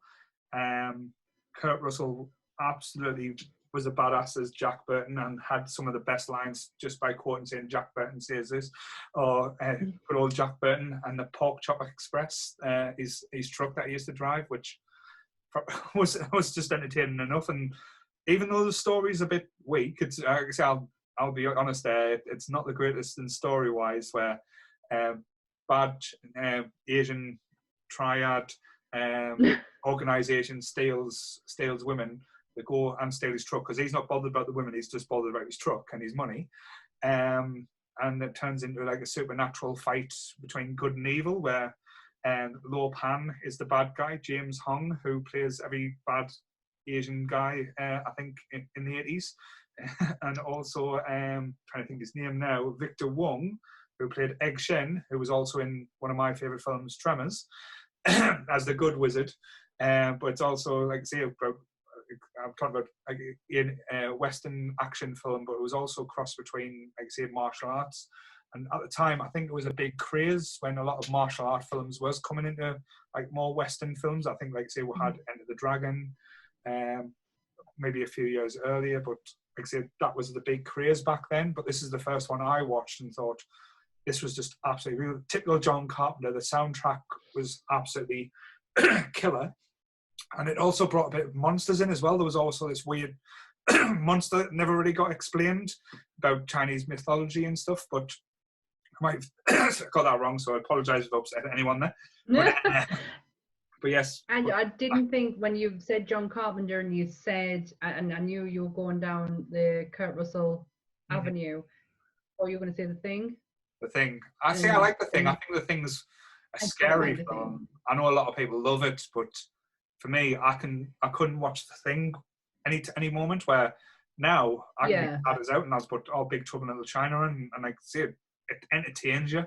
When you want a film to entertain you and you'll laugh, you'll cheer, it'll keep you on the edge of the seat for a lot of things, but it's got a likability factor. I think a lot of the 80 films do. Yeah. And not many films, like I say, it has a bit of soul to it, which is weird when you talk about films like this. You feel when you watch these things. It might be just because it's like from my era and I remember it watching as a kid. I'm thinking this is the craziest thing I've ever seen. And again, this is before CGI. There's a lot of practical effects used in this. You see people jumping through the sky, doing somersaults and flying about. A lot of the cut scenes we used was quite dramatic, shall we say. But the bad guys in it, using like the elements, thunder, rain and lightning, was also quite good as well. But yes. Like I say, I've watched it once. It wasn't that long ago. From what I remember, it's just very bright, very vibrant. I don't think people associate John Carpenter with music, but he is actually a musician. He still tours with his band today. Yeah. So I could not imagine the soundtrack not being killer for him. Kurt Russell is he's a god. That's all I can say about the man. He is a god. He comes across as such a genuinely nice person. He's another one like Tom Hanks, genuinely nice person who did some of the best films in the 80s. And even like now, like he's still like he's fantastic in Guardians of the Galaxy. And I'm only saying that because it's the most recent one I can think of. But he got to be with Goldie Hawn as well, which is not a bad thing. So he's a lucky man, a very lucky man. And I can't believe we haven't mentioned any Goldie Hawn films from the 80s as well. I know. Well, I did have Overboard on as a backup. Yeah. Because my number 5 slot was always like, I'm not too sure where to go with this. Yeah. And Overboard was one of them. them two together is just magic. You can understand how their relationship is gone the distance without marriage being involved. Yeah. There's no marriage on the table for them two. They've never been married to each other. No. They have Wyatt, the Wyatt. Yeah. They have Wyatt together, and he took on Kate and Oliver, and Oliver Hudson as well. He's just a stand-up guy who makes stand-up films. Well, like I say, talk about fantastic. Like, you mentioned the thing, Escape from New York and Escape to LA. Again, never seen it. I think Escape to LA was that the second one? I'm trying to think now. But again, Overboard, absolutely brilliant film. Like one of the ones that nearly made the list, but I got cut off quite early. But when I know you think of like say action films and stuff like that, but he starred in so many films. When you think of it, like say with Kurt Russell, and he was I'm not ashamed to say that he was a good-looking bloke back in the day. Oh my God! Even now, that he is so handsome, but he was. I tell you what, he's the best-looking Santa Claus I've ever seen. Wowza, is he? That was just brilliant. That even Nick, who's like say she watched the Santa Claus film and she was like, she looked engrossed on what you're watching for. She went, Santa's beautiful. it just makes you look at Santa in a whole different light, and you start questioning yourself, and then you realize who it is, and you're like, it's okay, it's fine. I always said to Anthony when we were watching it, I was like, because Mick Foley, he's a huge into Christmas. Like he has his own Christmas route, and I was like, wouldn't it have been lovely if it was Mick Foley playing this? Santa Claus. It might have been. and can it stop me questioning what I'm feeling right now over Santa Claus? But again, we're talking about action films as well. One of the ones, like say, again, could have been on the list but missed off was Tango and Cash. Stallone and Kurt Russell again. It was right after. Oh, I have seen that one. Yes, I have seen that one. I think Lethal Weapon and stuff came out. But again, there's so many different films I could have added to my list. Like, just to give you examples, like the ones that just had to get cut off because I couldn't add them was like Labyrinth, Breakfast Club, Beetlejuice. Beetlejuice I didn't pick because I thought you would. I'm even wearing my Beetlejuice t-shirt and I really thought you would pick it. But then I was like, I'm not making this list a horror list, even though if I had, it's understandable because that's what I watched as a kid. Yeah, like, I watched a lot of horror. Yeah. And I didn't want to make the whole list a horror list because we've just off the back of doing the horror one from last week. Yeah. Even though my top pick is gonna contradict what I've just said. That's fine though. That's fine. It's what you love. There's certain ones you can't leave off. Like I say, I'm still because I'll admit I left Labyrinth off because I thought Labyrinth would have been in one of yours. No, I'm not. It doesn't. Them kind of films scare us. Right. Okay. No, the scare us. Labyrinth, Dark Crystal. Never Ending Story, Time Bandits. I think that's it. They really scare me. Yeah. I do love Labyrinth. Don't get us wrong. Labyrinth doesn't scare us as much as the rest. But the likes of Dark Crystal, Never Ending Story, Time Bandits really scares us. Like Dark Crystal, really scares us. Dark Crystal can't watch it. Yeah.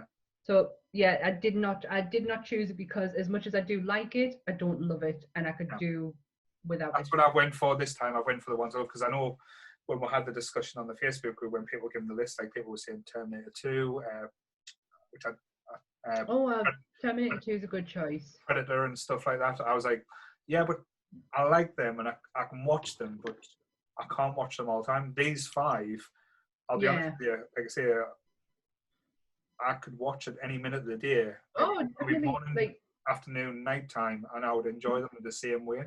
And some of them, like say, as going back, Stand By Me, have deeper meaning to us than others. But Big Trouble in China, again, coming back to it,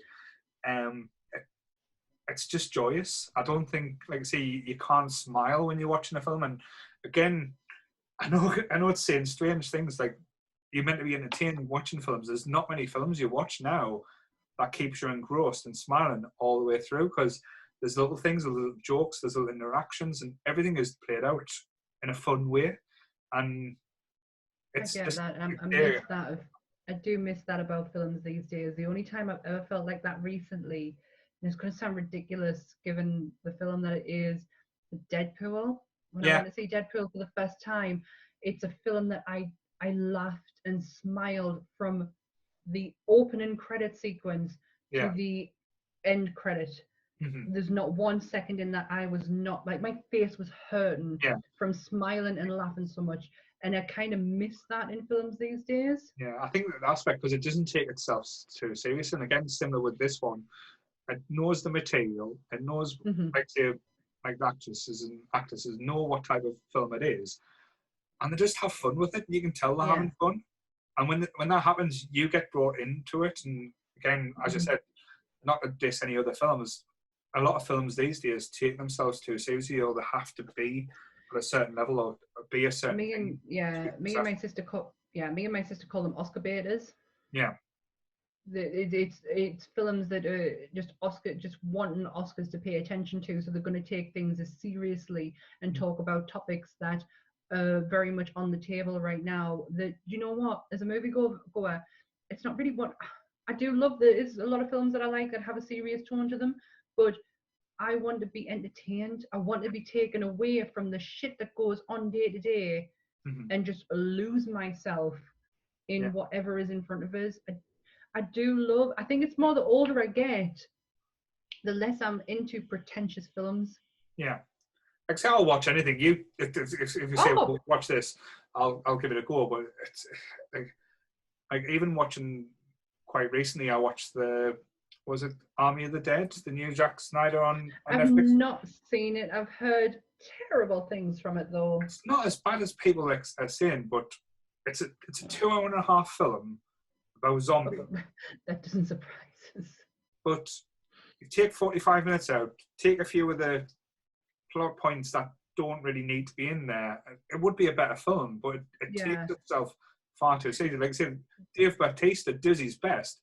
And again, bless him, I know he's not the greatest of actors. He does try his best to make it entertaining, but they just put things in to try and overcomplicate. And it's like, it's a zombie film, make it fun. Yeah, is this zombie film where they're kind of intelligent? A little bit, but again, I can get past that part. It's the whole, we've blocked out Vegas, but we need to get money, but we don't need to get money. And it's like, you just go from A to B. You don't have to throw C, D, and E in there as well, just to entertain us. And it tries to be too clever. See, I don't, the idea of the zombies being intelligent, when I saw the trailer of it, I was like, I don't, and I'm a massive zombie fan. Like, Dawn of the Dead is one of, like, I think zombie films have their category of their own when it comes into horror. Yeah. And Dawn of the Dead is one of the greatest films ever made. But when it comes down to the intelligence side of what they're trying to do, the only film that I think has done it right is Land of the Dead. It's not making the zombies intelligent, it's making them conscious. Yeah, that's kind of it's not intelligent where they're using tools and stuff like that. It's kind of like, it's almost like the animals and the sentient. There's one uber zombie that decides to wear a helmet, spoiler, sorry, instead of getting their head shot, so it's harder for them to kill him. But I don't do fast zombies. And you shouldn't have to overcomplicate the zombie genre. It's not complicated at all. They're scary in themselves. You can make a huge story with the zombies. Look at The Walking Dead. They've been doing it for nearly 10 years. Yeah, and they've messed it up a little bit as well, but we'll not go into that. No, that's a topic for another conversation. Yes. Brilliant choice, my friend. Really good top 5. My last one. I'm so excited about this one. So you said it's a horror. So it is. It depends how you look at it. Okay. It really does depend how you look at it. It is from 1988. Right. It is directed by James Signoli, which is a name you'll not have heard of. Yeah. It was made into a comic book by Marvel, but it wasn't a comic book. It was a magazine-sized comic book adaptation of the film from 1986 to 1987. This character actress has worked with Marvel even to today. She's still very heavily with Marvel, so it still falls in line with the nerdy side, but it Elvira? goes into the horror. It's Elvira, Mistress of Sorry. the Dark. It is. She made my childhood. Like, I am weird and unusual and love the darker side of things because of this. I wanted to be her so badly. I didn't want to be Lily Munster. I didn't want to be Morticia Adams. I wanted to be Elvira. She always seemed to have a knack of having fun as well, though. She is hilarious. And again, this is from my friend who lived down the road from me, who always got the obscure bit. Like, she got me into horror because she was the one who got the obscure films, and Elvira was one of them. Yeah. I will literally put this on while I'm getting ready and just have it on in the background just to hear her voice and hear the one-liners that come from her. But Cassandra Peterson as a person is so interesting. Yeah. She is the youngest and will always be forever the youngest Vegas showgirl. Right. She has had a relationship with Elvis. She lost her virginity to Tom Jones, who she got sent to hospital by because he nearly broke her in two. Like, her life is so interesting, and Elvira is just a tiny little bit of that. But she's kind of like, she's never been one to not accept the character she created. Yeah, because she still gets dressed up now, and she looks amazing. She still does it now. Yeah, she looks up until 2019. She held a show at Knott's Berry Farm, which became Knott's Scary Farm, and she did a show back in October every night, like a Vegas show. Yeah. And she finished it in 90, because you got to remember she's in her 60s now. Yeah. She's getting she can start taking it slow, but she did that for years. Yeah, but I'm surprised. Like, see, I know like the film. Again, I watched it recently. It's still entertaining. It's ridiculous. Let's call a spade a spade. It's ridiculous, but it's still so much fun. Yeah, but like I said, again, you probably loved it for different reasons than I did, whether being a teenage boy watching it for the first time. That was the first time I was introduced to boobs as so out there. Oh my god, this is like they were gravity defying. This is what disappointed me as an adult, because I never got the boobs that I wanted or that I envisioned I would have from her. I was devastated over that.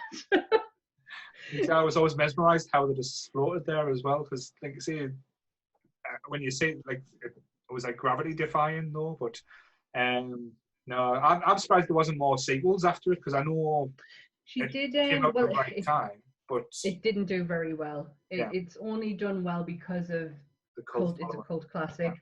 But she did House on no, I'm thinking of something else. She did Elvira and Haunted Houses or Hill House, or I've got it on my brain because I've just watched Bly Manor, but she did Elvira's like Haunted Hills. Yeah, wasn't she like introducing horror films as well for a while? Like a bit like we got like that devil thing on Channel. So yeah, she used to do so she comes from Vampira. Yeah. Even though she doesn't like to admit it herself, she does come from Vampira, because Vampira was back in the 50s a B-movie, kind of like I don't know how to describe it, because we didn't really have it here. I think the comic books are getting bigger now. Is it the same comic that comes out, Vampira, with the cuts there and stuff like that, and the black hair? Yes. Yeah. Oh, you're thinking of Vampirella. No. Yeah, you're thinking of Vampira. No, Vampira is she's a 50. You never seen Ed Wood? Yes. Ed Wood. Was it that one? That's Vampira. Cool. That is her. You were thinking of Vampirella. Yes. Who Carolyn could talk your ear off about. But Vampira, that is, she actually got sued by Vampira for the name and for the look, and she lost to Vampira. But she was a B-movie hostess on a late night show where she would introduce the film, and then she would come in at certain times and like make comments. If you go on Amazon Prime, you will find Elvira's B movie, because I watched them all, and the films are horrendous, like so bad. It was like a little bit like Mystery Theater 2000 or something, that type aspects where the little robots sit there and mock the films and stuff. Yes. She comes in and makes like gestures about it, and then she did Elvira, Mistress of the Dark, and then she financed a next one, which she said recently she only just made her money back on. But she lives in a very haunted house. Like she says there's a huge difference between Cassandra and Elvira for obvious reasons. But she has found herself. Sorry. Hmm? Sorry, no, what were you saying? You found herself. No, she's found herself more into Elvira than what she actually thought she ever would be. Like the car she drives in the movie, she owns now. And I used to watch a lot of what was that pawn shop on? Oh, you know that? Oh, it was on a channel History over Channel. here. It was on History. Yes, well, I used to watch a lot of the History Channel, and they used to have a program about a guy who did up American cars.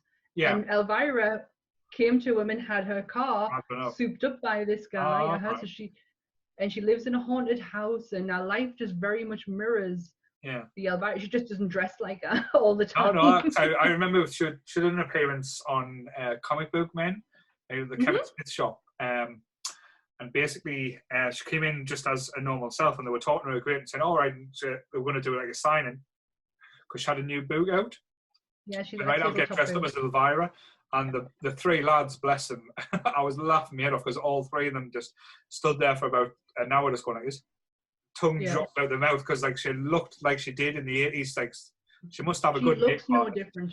She looks no different than what she did in that film to what she does right now. I have literally just pre-ordered hers and Vincent Price's Funko Pop that's coming out for the Halloween. Yeah, but she had a very lovely relationship with Vincent Price. Yeah. That she talks about. So like you get choked up for her because you can tell she really misses him. Like they knew what they meant to the horror genre. Yeah. And they didn't take lightly people who took the piss out of it. Because it was their lives. And what did she say? Listening to her on a podcast recently, and she says like Vincent Price taught her how to cook a chicken in a dishwasher. Right, okay. Vincent Price is like, he's such an interesting guy. He fascinates the life out of me. He did cookbooks. He's an artist. He's not an artist. He is an art collector. Yeah. And had one of the biggest collections of fine art ever. Like he's such an interesting fella. See, he always reminds us. I know, like going back to my childhood, but like I said, Scooby-Doo did a special, like 13 episodes, the 13 Ghosts of Scooby-Doo, and he voiced it as well. So that was always my first thought. I always go to when you say Vincent Price is his voice, because he's got such a recognisable voice. I know he's done loads of brilliant films and been in. I could do a list. Yeah. I could do a top 5 list on Vincent Price, and I could talk your ears off, because I just love the man so much. Yeah. He's so special to us. Love him. But him and Elvira had Cassandra, I should say, had a very lovely relationship. But Elvira, Mistress of the Dog, I love it. That one, like I say, I've come out of left field. I would never have expected. Like I say, as you said, the film's not great. I'll be honest. I was trying to be polite, but oh my God, no. You can. Like I said, let's call a spade a spade. It's not great. But I think the character is, like I say, universal and probably a bit ahead of her time as well. I know we had, like say, before her, Morticia Adams, and as you said, like say, the Munsters as well. But she was the one that did it differently, but also a bit more modernly as well. She did it metal style. See, Lily and Morticia are dark and beautiful and mysterious, but Elvira did it metal style, and that is what I loved about her. But she was a bit of innocence to her as well. I always liked as well. Oh yeah, she's very but she was a woman who she never needed anyone looking after her. No. Always stood up for herself. Like she was such a I don't even know if this is the right thing to say, and I don't want to upset anyone by saying it, but she was, for me, a feminist icon because she was, she 100%, I agree she with knew you. her mind. She knew her mind. There's a scene in it where someone grabs her from the behind, and she goes apeshit. Like, that's not okay for her. Yeah. She won't have anyone talk down to her. She had the best dog, Gunk. Loved him. Thought it was fantastic. Wanted one. Always wanted a poodle because of that. Then realised I would not be able to do that to a dog. What she did to that dog. The dressing up and the hair colour changed, not a chance. I loved everything about her, and she was my grown up. Like, she was Like always Howard, there. like not hero. Yeah, she was just she was my hero. She was always at the forefront of how I thought. Like, what would Elvira do?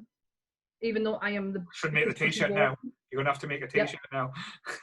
But I always wanted to channel my inner Elvira, and I'm not a confrontational person. Like, I'm nothing like her, but I always thought if I had like a split side to us, she would be that split side to us. Good choice, definitely. I like your top 5 this week. Well done. Yay!